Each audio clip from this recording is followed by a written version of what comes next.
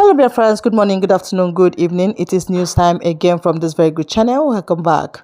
How are you all doing? Hope you're good. I pray that God will be with you in your endeavors. Today, we have another update for you. And I want you to, after listening to it, you drop your opinion and suggestions you have so that Biafra will be free. And that's just it. Okay, let's go there. And it seems like the federal government of Nigeria, in conjunction with the government of Finland, has sent an individual to negotiate and renegotiate with Mr. Simon in closed doors in that correctional facility. In this video, we shall be exposing every single thing that has happened in that closed door meeting with Mr. Simon and that unidentified individual. In this video, we shall be discussing the bone of contention. We shall be exposing the agenda in that particular meeting. This video is going to be a very, very interesting one, and I will urge you to watch it up until the very, very end. Yes, in this said video, we have a very, very interesting news and updates for you, because as we speak, Mr. Nnamdi Kanu, a man who have spent a couple of years in the correctional facility here in Nigeria, this man came out to tender a public apology to some individuals within and around the federal government of Nigeria. In this video, we shall be discussing everything that has happened behind the scenes, and we shall be discussing why Mr. Nnamdi had to come out and apologize to some individuals, to some judges in particular. Yes, in this said video, we also have a very, very surprising revelation coming from Rivers State. Yes, because if you're very, very conversant with the politics in Nigeria, we all know that the government, the president of the Federal Republic of Nigeria, has suspended Sim Fubara as the governor of that state, and he made an individual the sole administrator of that state. In this video, we have a series of shocking revelations coming out from Rivers State, because yesterday Mr. Sim Fubara was spotted in a location domiciled in that state, because in the past couple of days we haven't seen this man in the public space, but now we have a footage of him in a public event, and I'll be sharing that picture and videos with you in this particular briefing or video, as the case may be. Yes, moving on swiftly, we also have a series of revelations regarding the minister of the FCT in the person of Simon Wike. Yes, because as we all know, Simon Wike had a series of rifts and drifts with Sim Fubara, which led to the president of the Federal Republic of Nigeria to suspend Sim Fubara as the governor of that state. In this video, we have a very, very surprising update for you to see and understand, which definitely would be a very, very interesting one. Yes, with all of that being said, let's kickstart this video with our very, very first update. Showing right now on your screen, there's a reportage, an article coming from the Vanguard, where it clearly states that Kanu apologizes over attacks on judges and others. So the question here is, why did Mr. Kanu come out to actually apologize to these judges and others? Well, just in case you don't know, a couple of days back, we saw a video and we saw clips of Mr. Kanu where clearly he was very, very angry in a court of law domiciled in the Federal Capital Territory. Yes, in that video, Nnamdi Kanu couldn't hold his anger because he was quite frustrated about the lawlessness in Nigeria and the way and manner his case has been handled by the judges.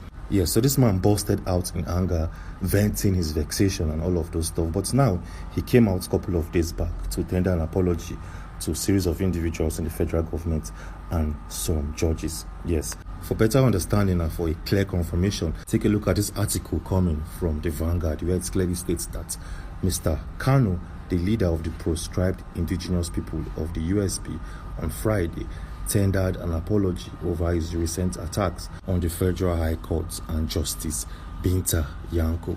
It also went a step further to state that Kanu, through his new counsel and the former Attorney General of the Federation and Minister of Justice, Chief Kanu Agabi, SAN, also apologized to the federal government's lawyer in the person of Chief Owolomi San. Yes, this is coming, like I said, officially from Kanu.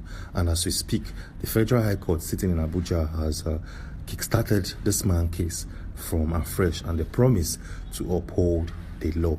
But the question here is, will the Nigerian judicial system uphold the law? Well, we all know the answers to that question, because this is not the very first time that the court will make a declaration and the Nigerian security agencies or apparatus will clearly and outrightly disobey the rulings from the court of law. So it's highly unlikely that the Nigerian DSS will respect any rulings coming from the Federal High Court sitting in Abuja. Yes, we all know that the DSS is a respecter of no law or regulations in the land. The DSS, like we all know, simply is above the law. But what we can say right now is we urge the Nigerian security apparatus, the DSS, the police, and so on and so forth, to respect the rule of law and allow the Nigerian judicial system to actually do its work to perfection.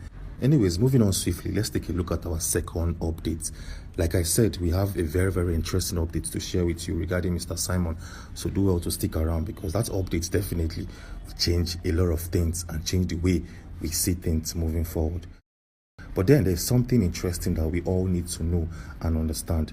Yes, a couple of days back, we received a publication from the president of Nigeria stating categorically that Nigeria's president declares emergency in the oil-rich state of Rivers State, Nigeria. Yes, where he actually suspended Sim Fubara, who is the sitting governor of that state, and appointed a man known as Vice Admiral Ibokete to be the administrator of Rivers State.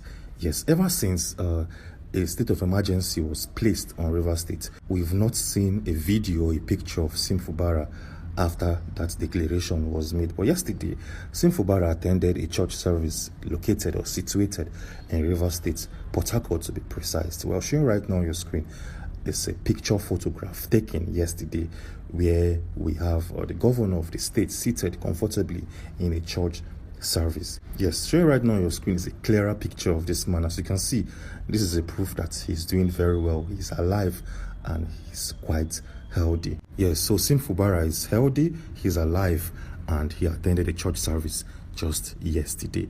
So what about Nyesom Wike? Like we all know, the government, the president of the federal government of Nigeria, punished Sim Fubara and did not even touch Nyesom Wike, a man who created a lot of unrest in Rivers State, Nigeria.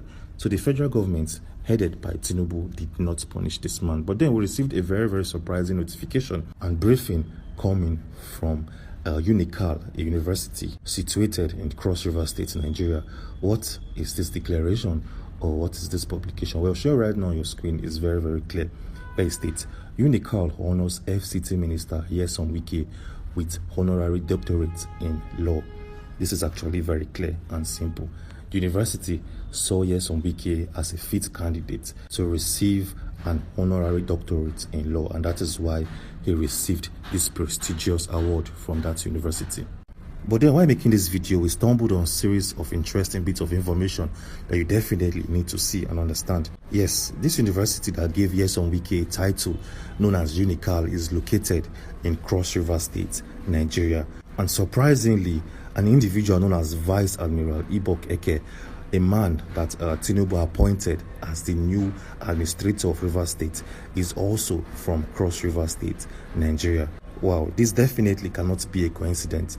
It's actually very, very clear for us to see and understand. Yes, this is actually very clear. This simply means that there's a clear linkage between Unical and Nyesom Wike, or Unical with the president of Nigeria. While making this video, also notice that Nyesom Wike at some point met with the president of Nigeria, Bola Ahmed Tinubu, and he begged him excessively to carry out a series of projects in Unical. Showing right now on your screen is a particular day and time when Bola Ahmed Tinubu had to inaugurate 6 projects at that particular university. As you can see, there's a clear linkage between Unical, Tinubu, and Nyesom Wike, and that is why it did not come as a shocker when this particular university honored the FCT minister Nyesom Wike with honorary doctorate in law.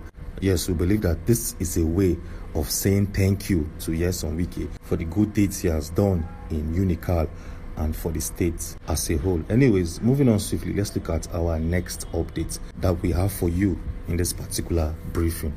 Yes, around the 26th of July of 2022, Mr. Peter Obi traveled to Egypt. Yes, this man traveled to Egypt so as to learn how to produce electricity and how to power up a country or a nation. Yes, when Mr. Peter Obi traveled to Egypt in the year of 2022, a lot of individuals domiciled in the All Progressive Congress came out to heavily criticize Peter Obi, asking him that why do you have to travel to Egypt just to learn how to produce electricity and efficient electricity? Well, a couple of days back, we noticed that the current Minister of Power in the person of Adebayo Adelabu traveled to that said country, yes, with the taxpayers' money.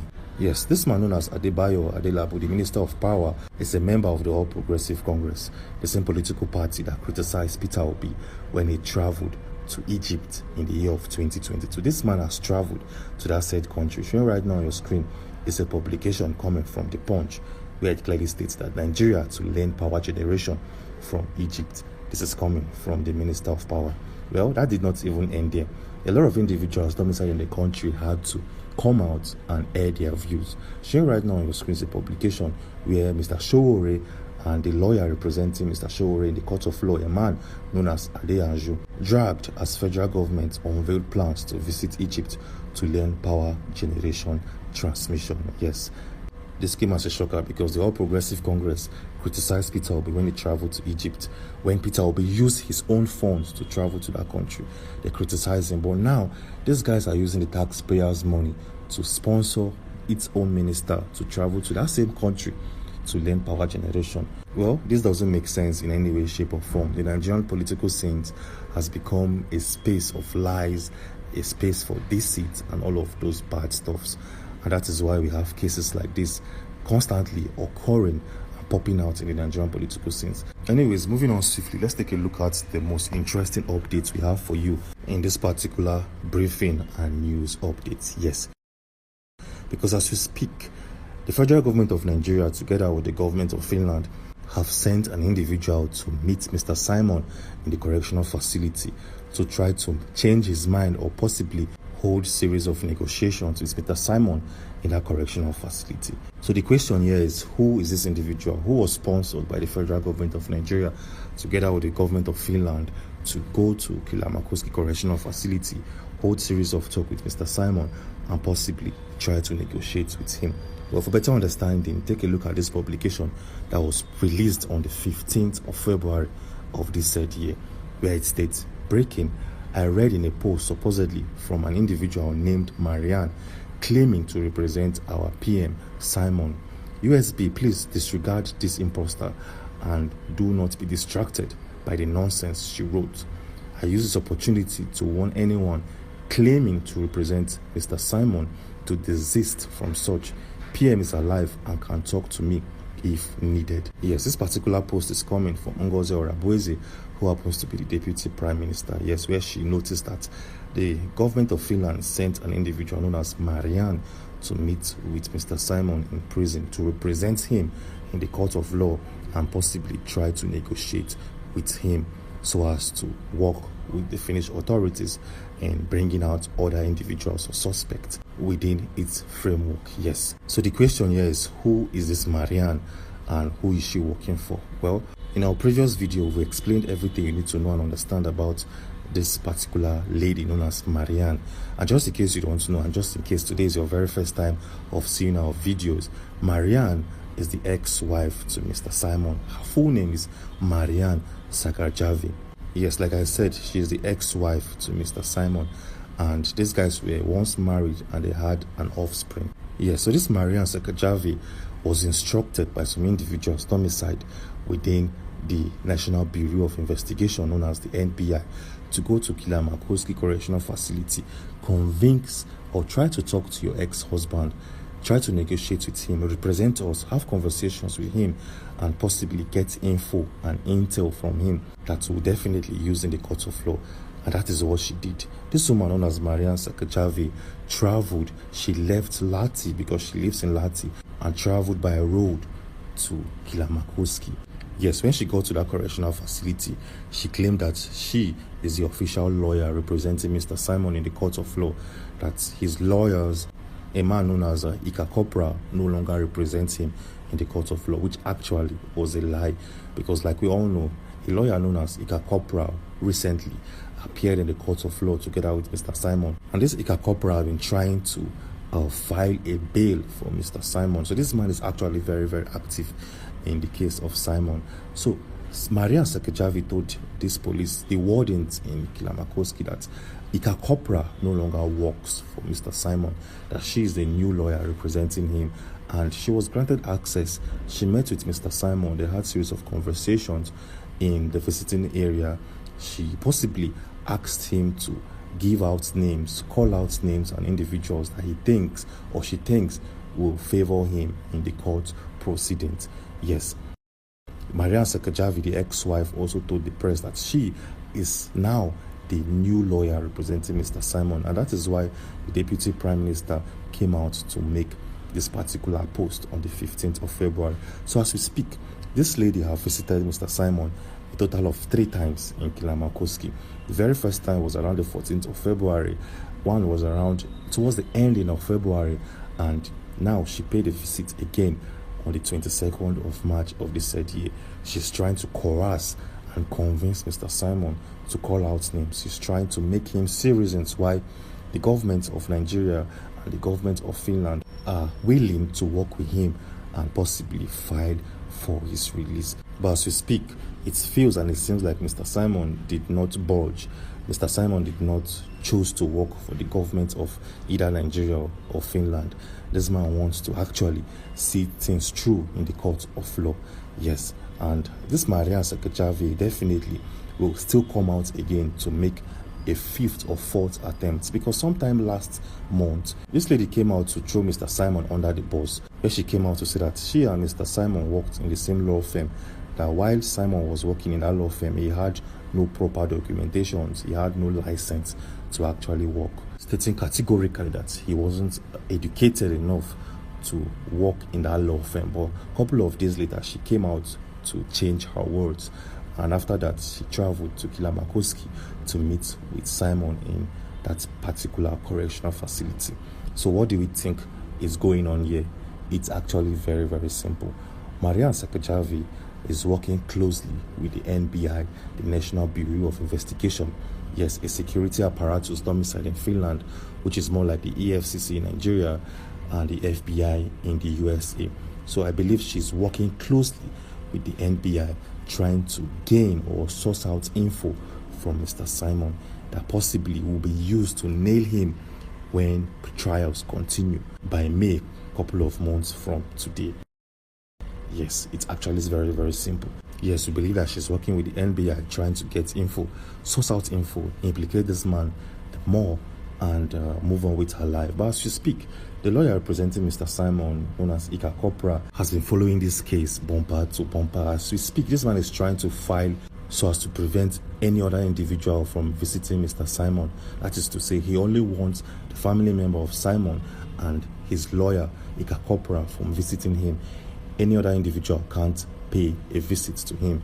This is actually a very, very nice move to make, because if you allow anybody from any part of the world, anybody sent by any organization to visit him, it will definitely put him in a position where at some point he might possibly or probably break. Anyways, moving on swiftly, something very, very interesting happened in Finland a couple of days back. Yes, where the current president of the country, in the person of Alexander Stubb, was having a conversation with the current president of Ukraine, and a politician and the press brought up the issue and the case of Mr. Simon to limelight. Yes, that particular incident created a lot of uproars, a lot of reactions and actions in the Finnish political settings. And in our previous video, we explained every single thing that has happened step by step for you to understand and to see things for yourself.